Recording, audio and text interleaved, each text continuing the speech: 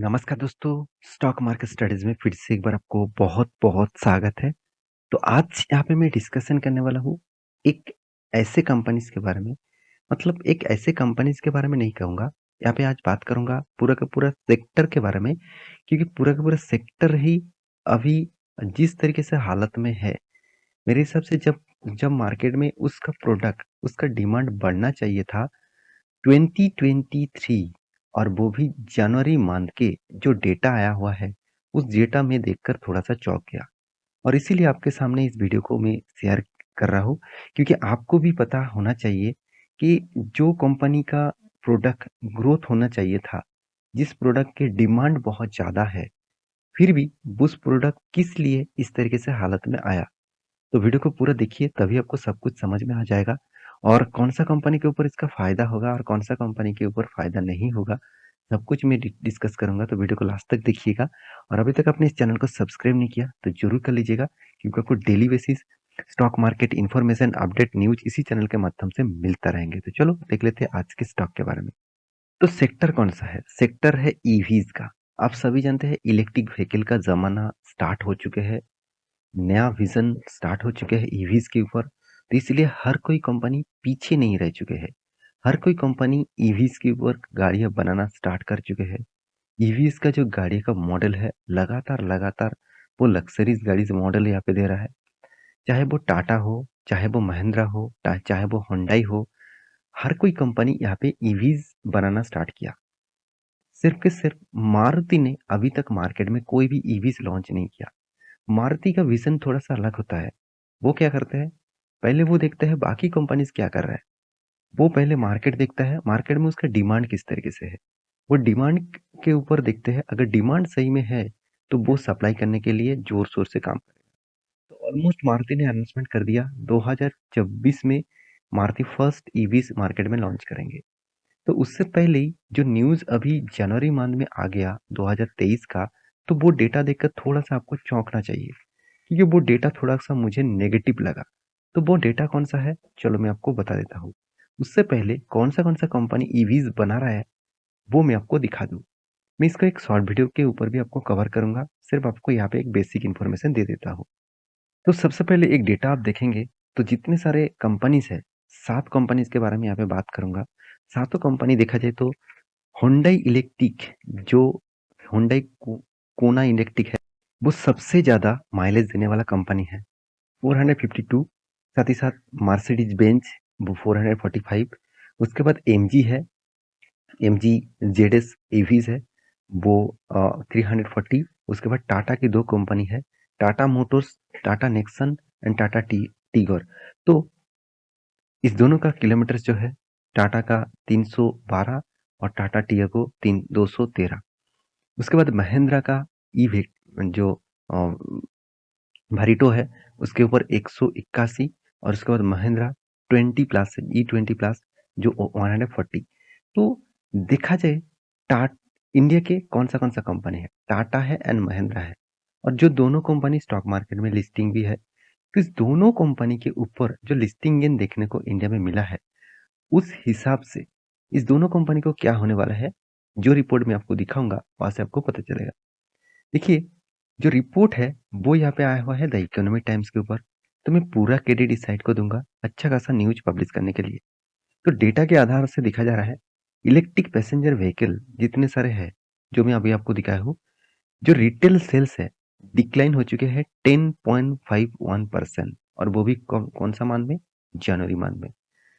ये डेटा मैं आपको इसीलिए दिखा रहा हूँ क्योंकि बहुत सारे लोग मतलब यही सोच के रखे हैं कि ईवीज का मार्केट आ रहा है, लगातार ईवीज का सेल बढ़ेगा, बाकी गाड़ियों का सेल्स नहीं बढ़ेगा। ऐसे बिल्कुल भी नहीं है। ईवीज का भी सेल्स बहुत बार टाटा मोटर्स ने भी डिक्लाइन किए हैं। डिक्लाइन मतलब पिछले मंथ के हिसाब से डिक्लाइन हुआ है। इस बार भी थोड़ा सा वीकनेस देखने को मिला। सेल्स हो रहा है मगर उतना ज्यादा सेल्स पिछले मंथ के तुलना से, पिछले 2-3 मंथ के मतलब तुलना के से देखा जाए तो उतना खास नहीं हुआ। क्योंकि देखिए, इलेक्ट्रिक पैसेंजर व्हीकल्स यहाँ पे देखिए रिटेल सेल्स डिक्लाइन 10.51%।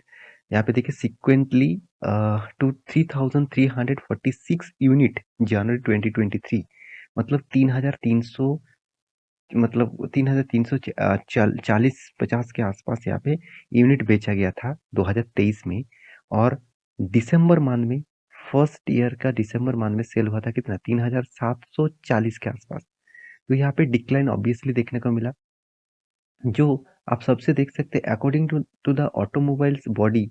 यहाँ पे देख सकते हैं FADA FADA, Tata Motors electric passenger vehicles sales were down 17%। मैं पहले ही बता चुका हूँ टाटा मोटर्स इस बार सेल डाउन कर चुके हैं। मैं पहले आपको एक रिपोर्ट के माध्यम से भी दिखा चुका हूँ, जो रिपोर्ट आपको हर मंथ एंड होने के बाद सेल्स का रिपोर्ट में दिखाता हूँ। बहुत सारे लोग देखता है, बहुत सारे लोग देखता नहीं है, क्योंकि देखिए मैं आपको बार बार बोलता हूँ, स्टॉक मार्केट में अगर आपको रहना है, स्टॉक मार्केट में अगर आपको सही मतलब इंफॉर्मेशन लेकर पैसा कमाना है, तो आपको थोड़ा सा मेहनत करना पड़ेगा, थोड़ा सा कंपनी के बारे में जानकारी लेना होगा।